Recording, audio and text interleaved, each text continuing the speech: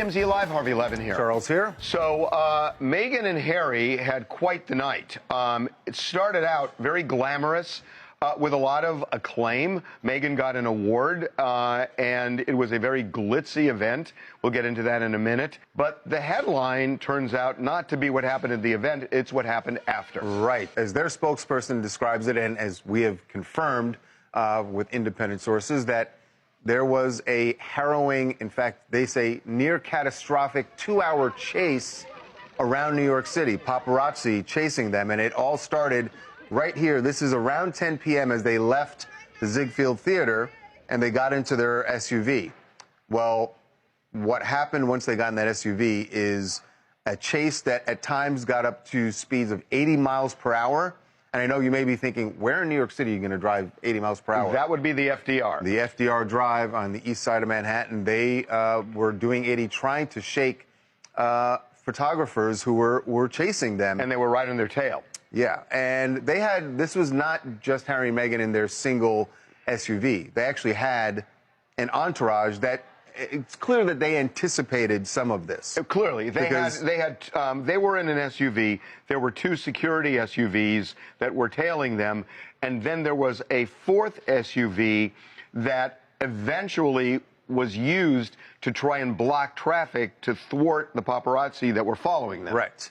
Now, they say that pedestrians were almost hit, cars were almost hit, a couple of police officers almost were involved, hit. right? So I know this sounds crazy, but we have confirmed, like Charles said, that this really did last 2 hours. So there were times when they went to various police stations trying to get some help, or trying to get help, or trying to get shake cover. the paparazzi. So the video we're about to show you, this is them almost an hour and a half after leaving the theater. They've been in this chase. They've been on the FDR going 80 miles per hour. And now they've gone back to a police precinct, and they get into a yellow cab. They get out of their SUV. They get into a yellow cab. And it's to shake the paparazzi. They're figuring nobody would think they'd get in the yellow cab, so they get in it at the police station and drive away, and they're thinking we're going to shake the paparazzi. But that did not clearly, happen. you can see the paparazzi knew they were there. That's their security guard, who gets out of the front seat and is trying to get the photographers to back up. You can see the thinking behind getting in a yellow cab. It might blend in more with all of the other yellow cabs in New York City, so they could sort of make a hasty retreat and lose the paps, but it didn't work at all, and this does sound absolutely harrowing.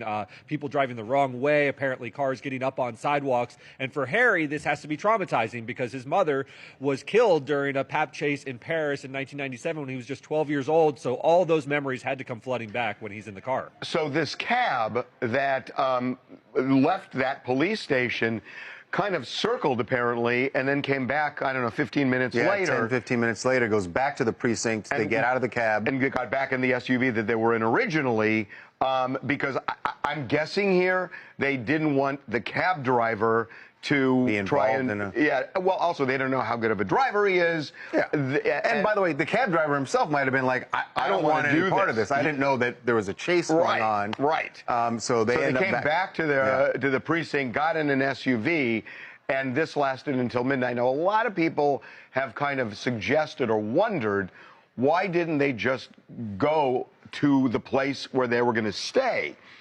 Well, the answer we got was they didn't want bedlam at that place. They were staying at a friend's house. Right, staying at a friend's house, private residence, and they had the photographers following them at that point. They just didn't want to bring all of that chaos to their friend, and so they made the decision to drive around until it all died down. And so their people issued this statement. Last night, the Duke and Duchess of Sussex and Ms. Ragland, because Meghan's mom was there, were involved in a near catastrophic car chase at the hands of a ring of highly aggressive paparazzi. This relentless pursuit, lasting over 2 hours, resulted in multiple near collisions involving other drivers on the road, pedestrians, and 2 NYPD officers. While being a public figure comes with a level of interest from the public, it should never come at the cost of anyone's safety. So, yeah, I got to imagine once we got the information about them being on the FDR and doing 80 miles an hour, it all made sense. That is the moment where Harry's got to think, this is what happened to my mother. This is what happened to my mother. Because they were speeding through that tunnel in Paris, trying to avoid the paparazzi. So you got to wonder, and this is something we talked about today in our morning meeting, that, why this and not when, say, Kim Kardashian or just the other day, we showed you Taylor Swift coming out of a recording studio at 2 in the morning, and there were all these paparazzi there, but they stayed. And there's a difference. I think the big difference here, and Charles pointed this out, is the rarity of the occasion. Right. I mean, these are the royals in New York. You don't see them all the time. Kim goes back and forth between New York, so those photos are somewhat less valuable, for lack of a better word, even given how famous she is. You don't see Meghan and Harry out all that often in New York, so those photos can be very, very valuable. It's interesting, too. And particularly overseas. And by the way, that's what all those photographers were thinking, but that's not a justification for what went on there last night. And, they are in Southern California. That's where they live. They live in Montecito. They've been coming to L.A. on a fairly regular basis these days. Right.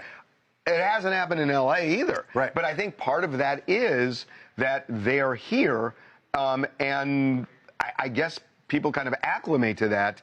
And for whatever reason, because we thought when we first heard about this morning, we thought the paparazzi would probably try and tell a different story. They didn't. They told the same story that Harry and Meghan told us.